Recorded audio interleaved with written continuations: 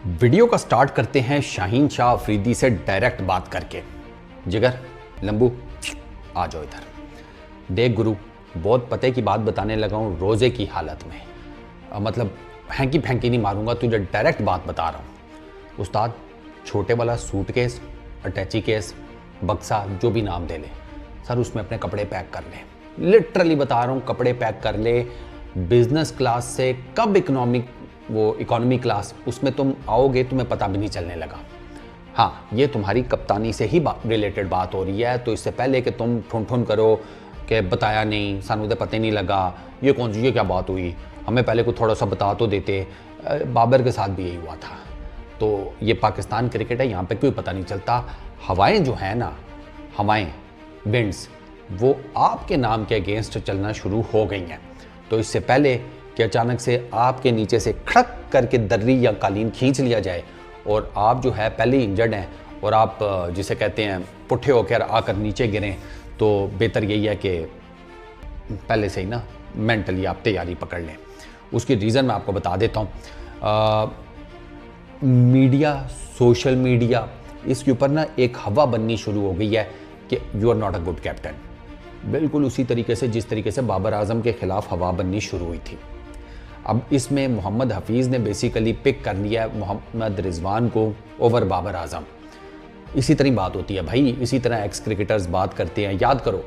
याद करो वो टाइम बाबर आजम से रिलेटेड भी इसी किस्म की बात स्टार्ट हुई थी कि यार बाबर आजम की कप्तानी में ये झोल है, वो झोल है। अब बाबर आजम के नाम की जगह आपका नाम है कि भाई आपकी ना परफॉर्मेंसेस, आपकी अपनी फिटनेस, आपकी इंडिविजुअल लेवल पे परफॉर्मेंस, आपकी कप्तानी शप्तानी लीरो हुई पड़ी है।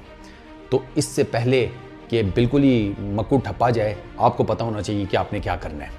अब मोहम्मद हफीज़ ने बेसिकली क्यों पिक किया है मोहम्मद रिजवान को? देखो यार, शाहीन की ये तो बात चल रही है ना कि उसकी कप्तानी में ठीक है ना, तो अब अगला कोई कप्तान तो चुनना है।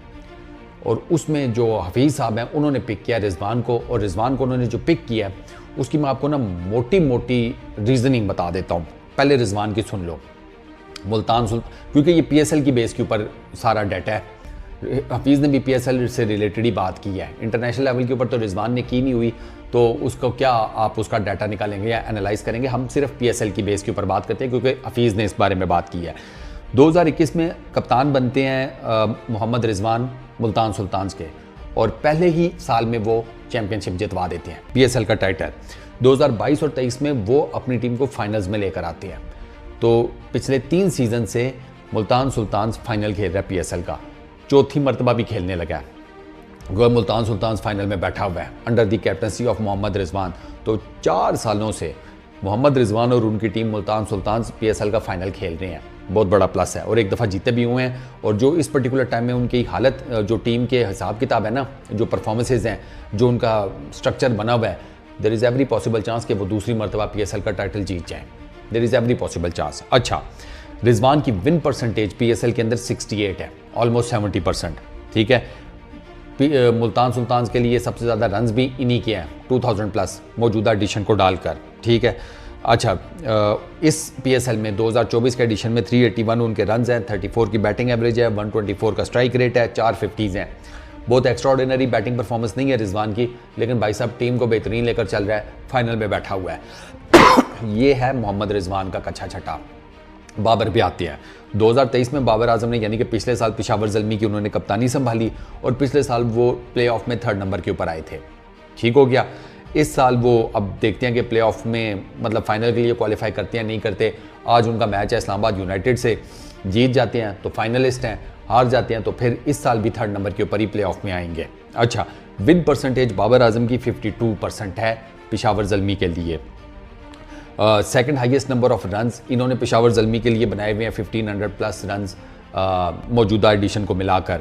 इनके इस एडिशन में 2024 के एडिशन में Babar Azam is absolutely brilliant with the bat. ठीक है, 544 रन्स हैं, 60 की बैटिंग एवरेज है, 144 का स्ट्राइक रेट है, 100 है, 4 50s हैं।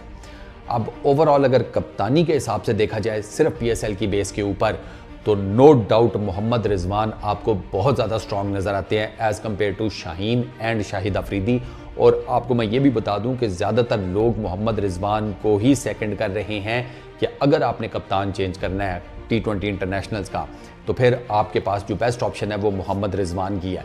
क्योंकि देखो ODI को तो अभी तक अनाउंस ही हमने कोई नहीं किया, वो हमने इस साल के एंड के ऊपर ODI सीरीज़ खेलनी है, तो वो जब होगी तो तब की तब देखी जाएगी किसको कप्तान बनाया जाता है। मौजूदा सिनेरियो में टेस्ट कप्तान हमने शान मसूद को बना दिया है, वो फ़िलहाल उसी के साथ कंटिन्यू किया जाएगा। मसला है जनाब T20 इंटरनेशनल की कप्तानी का। शाहीन किस तरीके से आए उनकी बनता नहीं था, क्योंकि शाहीन की तो परफॉर्मेंस ही कोई नहीं थी, लेकिन आपने शाहीन को बना दिया। अब आपने शाहीन को बना तो दिया, शाहीन की इंडिविजुअल लेवल के ऊपर जो परफॉर्मेंस है उसको मैं मीडियोकर कहूँगा, स्ट्रेट फॉरवर्डली उसको मैं मीडियोकर कहूँगा। ये वो शाहीन है ही नहीं जो इंजरी से पहले का था, ठीक है ना। अबे इंजरी से पहले वाला शाहीन पावर प्लेज में 30-35 विकेटें लेकर बैठा हुआ था, और ये जो इंजरी के बाद वाला शाहीन है ये पावर प्लेज में टोटल 6 विकेटें निकाल पाया है।